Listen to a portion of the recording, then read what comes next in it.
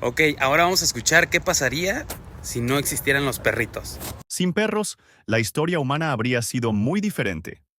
Su ausencia habría dificultado la caza, afectado el desarrollo de sociedades y agricultura, y privado a las personas de la compañía y el apoyo emocional que brindan.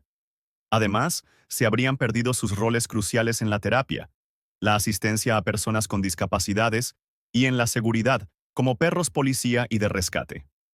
A nivel ecológico, la falta de perros podría haber causado desequilibrios en la cadena alimentaria. Económicamente, la industria de mascotas no existiría, eliminando muchos empleos y afectando la economía global.